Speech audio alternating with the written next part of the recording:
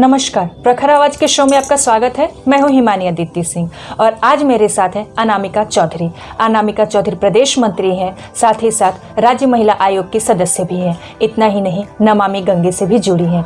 तो इन्हीं 3 मुद्दों पे हम इनसे करेंगे ढेर सारी बातें। आइए बात करते हैं अनामिका चौधरी से। मैम, बहुत बहुत स्वागत है आपका हमारे शो में। आपके पास एक लंबा अनुभव है राजनीति का। आप 1989 में से ही राजनीति में आ गई हैं। तो मैं आपसे सबसे पहले यही जानना चाहूँगी कि 1989 से लेकर अभी तक की राजनीति में क्या क्या परिवर्तन आए हैं और आपका ये अनुभव कैसा रहा है? राजनीति एक चुनौती भरा क्षेत्र है। इसमें पल पल पर चुनौतियां हैं, पर इस चुनौतियों का सामना करते हुए मैं यहाँ तक पहुँची हूँ। यह लंबा कार्यकाल हमारा जो रहा बहुत ही अनुभव भरा रहा और खट्टे मीठे बहुत सारे अनुभव मुझे इस दौरान मिले। पर मुझे बहुत सारी चीज़ें करने का अवसर प्राप्त हुआ जो समाज के लोगों के लिए हितकारी रहा।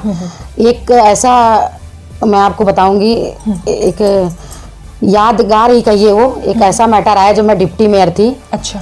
उस समय यहाँ दारागंज में ही विद्युत सौदागृह में हाई कोर्ट ने आदेश कर दिया कि यहाँ मॉर्चरी शिफ्ट होगी। हाँ। उस उस समय ऐसी स्थितियां बनी कि जब यहाँ मॉर्चरी शिफ्ट हो जाएगी तो यहाँ तो रहना दूभर हो जाएगा। भाई पोस्टमार्टम होगा तो फिर ऐसे सब फेंक दिए जाएंगे। लोग कैसे रहेंगे? आसपास जो बस्तियां हैं, और वो बताते हैं कि उसमें फिर कीड़े पड़ जाएंगे, तमाम तरह की चीज़ें होंगी। और बगल में माँ गंगा। तो मैंने जैसे ही ये चीज़ें आई कि मॉर्चरी शिफ्ट होगा तो मैंने एक आंदोलन का स्वरूप सोचा। मैं वहाँ पहुँची, बल्कि उसमें हमारे दारागंज के क्षेत्र के और शहर के भी लोग हमारे साथ उसमें थे। मैंने एक आंदोलन का रूप लिया। उसको हुआ 10 दिन आंदोलन चला और नतीजा ये रहा कि हाई कोर्ट को भी अपने जो शब्द वापस लेने पड़े। डिसीजन लेना पड़ा। उन्होंने जो कहा था कि मॉर्चरी यहीं शिफ्ट होगी, वो नहीं हो पाई। और उस दौरान बहुत सारी चीज़ें देखने को मिली। ऐसे दबाव आए कि अरे कहाँ आप, हाई कोर्ट का मामला, इसमें आप मत पढ़िए, ये नहीं हटने वाला, यहीं शिफ्ट होगा। तो मैंने कहा मैं प्रतिनिधि हूँ, जनता ने मुझे चुनकर भेजा है, तो मेरा दायित्व बनता है कि वो ऐसे नरकी जीवन ना जिए, और वो भी माँ गंगा के तट पे। माँ गंगा बगल में ही है, तो प्रतिनिधि होने के नाते भी हमारा कर्तव्य दायित्व बनता है।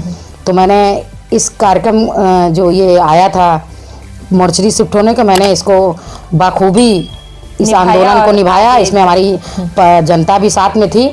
और जैसा मैंने बताया कि हाई कोर्ट को भी अपने डिसीजन वापस लेने पड़े, मॉर्चरी शिफ्ट हो गई। आपने खुद ही बोला कि काफी चुनौतीपूर्ण था और आप एक महिला भी हैं, तो मैं दोनों चीजों को जोड़कर एक साथ एक सवाल पूछना चाहती हूँ।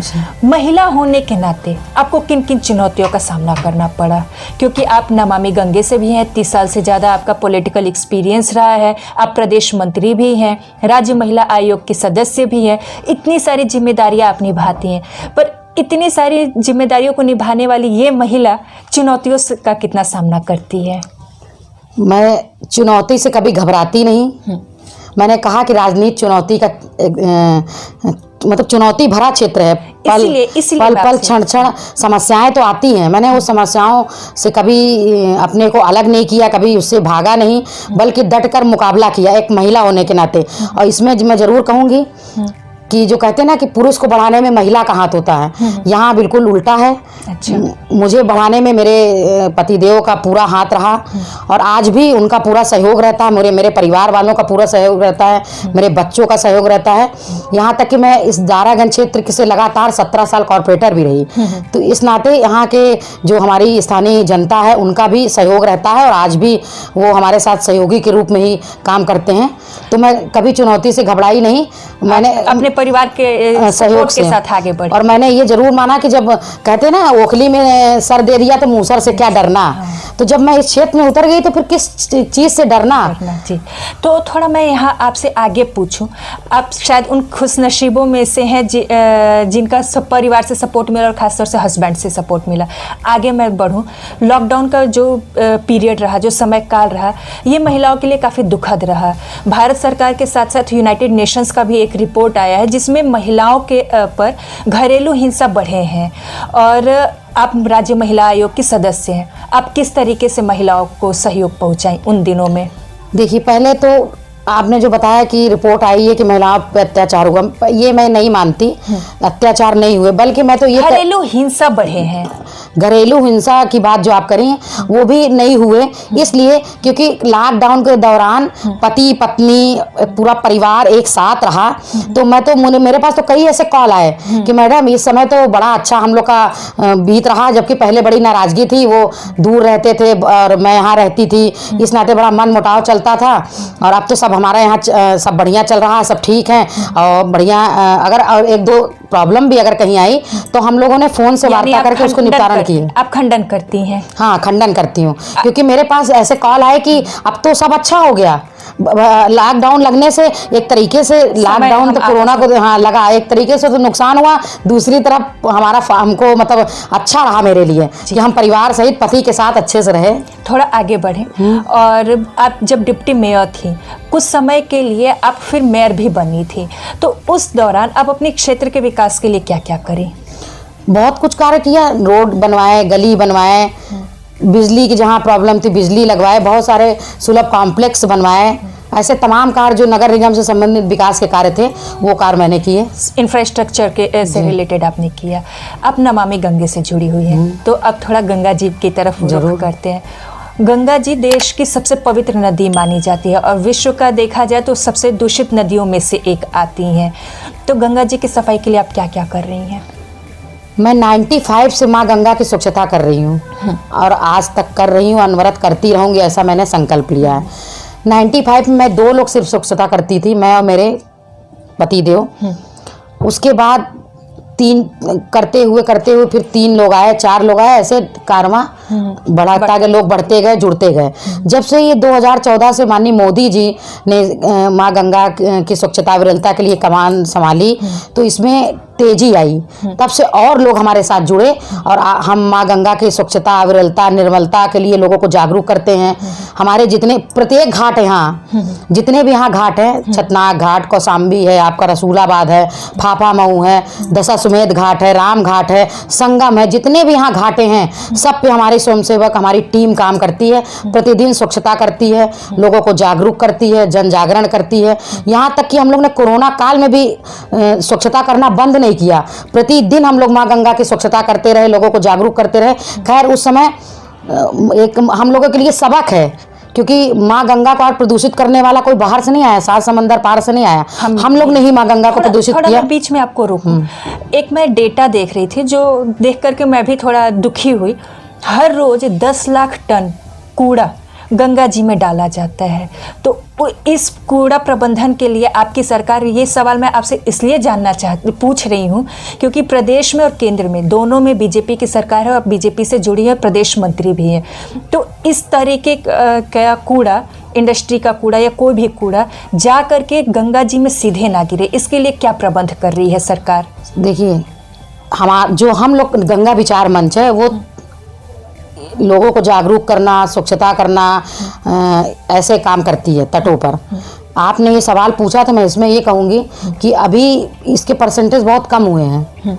इसमें बहुत करोड़ों रुपए लगाए गए हैं और सीधे नाले में अगर कहीं ऐसा कचरा जा रहा है, प्लांट लगाए आपके सीवरेज प्लांट लगे हुए हैं, अगर कहीं ऐसा पाया जा रहा है तो आप मुझे अवगत कराइए, मुझे बताइए, उसकी जानकारी मैं केंद्र में राज्य की सरकार को दूंगी या तुरंत इस पर एक्शन लिया जाएगा। अच्छा। और अभी भी मैं यही कहती हूँ कि जहाँ भी नाले बह रहे हैं सीधे गंगा में मिल रहे हैं, वैसे अधिकतर टैपिंग की गई है, मगर अभी भी कहीं ऐसे पाए जाते हैं तो हम मुझे जानकारी दें, उसकी फोटो खींच के मुझे दें, मैं तुरंत इस पे कार्रवाई करूँगा। 2-3 जगह मैं खुद देख करके आई हूँ, अभी उसका नाम नहीं मैं लेना चाहूँगा। तो आप मुझे बताइए। हाँ। जो सीधे बहुत बड़े बड़े नाले हैं और सीधे जा करके गंगा जी में गिरते हैं, और क्यों नहीं आप ऐसे लोगों का, क्योंकि आपकी संगठन बड़ी है, तो ऐसे नालों का आप टैपिंग क्यों नहीं करा दे रही हैं? नहीं, टैपिंग हो रहे हैं और जैसा आप बता रही हैं कि बड़े बड़े नाले गिर रहे हैं अभी भी, तो मैं आपसे यही कहूँगी इस चैनल के माध्यम से भी कि आप उस नाले की फोटो खींच के भेजिए, वो मुझे बताइए, मैं तुरंत इस पर त्वरित कार्रवाई कराऊंगी, उसको बंद कराऊंगी। आगे थोड़ा सा बढ़े। सिसमऊ नाला सबसे गंदा नाला माना जाता था जो गंगा जी में गिरती थी कानपुर से, वो थोड़ी उससे प्रबंधन तो हुआ है पर पोल्यूशन लेवल कम नहीं हुआ है अभी भी। गंगा नदी का। पोल्यूशन लेवल कम करने का क्या ब्लूप्रिंट है आपके पास? अभी देखिए ये सब योजनाएं चल रही नमामि गंगे की, हमारे प्रधानमंत्री जी के ड्रीम प्रोजेक्ट है ये, उस पे काम हो रहा है। योगी जी, मोदी जी के सहयोग से आज गंगा मैं तो कहूँगी 70% स्वच्छ हो गई और बहुत जल्द 100% भी स्वच्छ हो जाएंगी। मैं यहाँ आपको रोक दूँ। सुप्रीम कोर्ट का मैं अभी कुछ दिन पहले न्यूज़पेपर में मैं पढ़ रही थी, आया था वर्डिक्ट आया था कि गंगा अभी वो स्वच्छ नहीं हुई है जो स्वच्छता चाहिए। इनका लेवल आज भी गंगा के पानी का लेवल वो नहीं हुआ है कि सामान्य जन उसका इस्तेमाल कर सके। इस पर आप क्या कहें? देखिए ये प्रोजेक्ट बहुत बड़ा है। जैसे मोदी जी ने थोड़ा बीच में और रोको। गंगा को साफ करने के लिए जल शक्ति मंत्रालय अलग से बनाया गया, लेकिन फिर भी उसके बावजूद भी गंगा में वो सफाई नहीं दिख रही है जो हम बड़े श्रद्धा से बोलते थे कि स्त्रियां खासतौर से गाना गाया करती थी कि जब तक कि गंगा में पानी रहे मेरी सजना तेरी जिंदगानी रहे। वो श्रद्धा वापस नहीं आ पा रही है हम युवाओं में। इसके लिए आप क्या? देखिए सरकार तो अपना काम कर रही है, मगर हम जो जन सहभागिता, जो लोग रहने वाले हैं गंगा के तट के किनारे या जहाँ जहाँ माँ गंगा बहती हैं, उनका भी दायित्व बनता है कि माँ गंगा के जल को अविरल निर्मल बनाए रखें। उसमें भी उसमें उनका भी योगदान होना चाहिए। पब्लिक अवेयरनेस बिल्कुल। और हम लोग जो हमारा गंगा विचार मंच है ये यही काम करता है कि पब्लिक अवेयरनेस करता है, लोगों के बीच जा के जागरूक करता है। और आज मैं कह रही हूँ ना कि 70% माँ गंगा का जल स्वच्छ हो चुका है, बहुत जल्दी 100% हो जाएगा और पुनः वह आचमन करने लायक माँ गंगा का जल हो जाएगा। चलिए हम उम्मीद करते हैं कि शायद जो गोमुख से निकली हुई गंगा प्रयागराज में भी आकर के उतनी ही साफ रहें। थोड़ा प्रयागराज से आगे मैं बढ़ूं। भागलपुर में पहले डॉल्फिन सेंचुरी बनाई गई है, क्योंकि गंगा डॉल्फिन जो है वो हमारी राष्ट्रीय जल पशु मानी गई है, जल जंतु मानी गई है, ठीक है, लेकिन ये विलुप्ति के कगार पे है। तो इसके संरक्षण के लिए क्या क्या कर देखिए जो फिशरी डिपार्टमेंट है वो इसके संरक्षण के लिए काम कर रही है। डॉल्फिन, क्योंकि जली जीव माँ गंगा के जल को निर्मल अविरल बनाने में उनकी बहुत बड़ी भूमिका है। अभी ज़्यादा दिन नहीं हुए यहीं प्रयागराज में सीफरी विभाग के माध्यम से रैंचिंग का कार्यक्रम हुआ।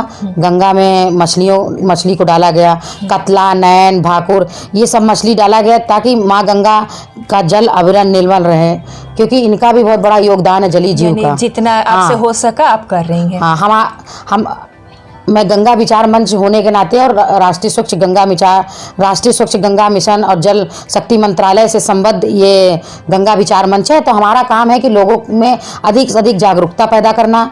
जब वो तट पे जाए तट को साफ सुथरा करे, माँ गंगा के जल में हवन सामग्री, फूल माला, शैम्पू का प्रयोग ना करे, पॉलीथीन ना लेकर जाएं तो अगर उसको वापस ले आए, जो प्रशासन की गाइडलाइन हो उसको उसके अनुसार डस्टबिन में डाल दें। यानी ये आप जनता को संदेश दे रही हैं कि जनता इस तरीके का सरकार का सहयोग करे, क्योंकि बिना, मैं बात कह रही हूँ कि सरकार तो अपना काम कर रही है, मगर जब तक ये जन सहभागिता, जन सहयोग, जन जन में ये जागरूकता नहीं आएगी तब तक माँ गंगा का पुनः वह स्वरूप मिलने में समय लगेगा।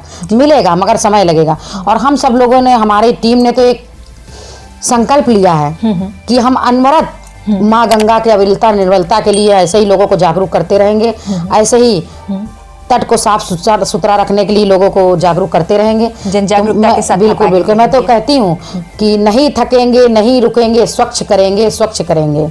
हम सबका यह नारा है, गंगा को स्वच्छ बनाना है।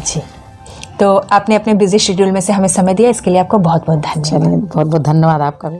तो आप थे अनामिका चौधरी। अनामिका चौधरी जी यूएन द्वारा दिए हुए रिपोर्ट का खंडन किया। उन्होंने कहा कि नहीं, बल्कि लोगों का इतना इनके पास कॉल्स आए हैं कि हमारे लिए ये लॉकडाउन बहुत ही गोल्डन पीरियड रहा।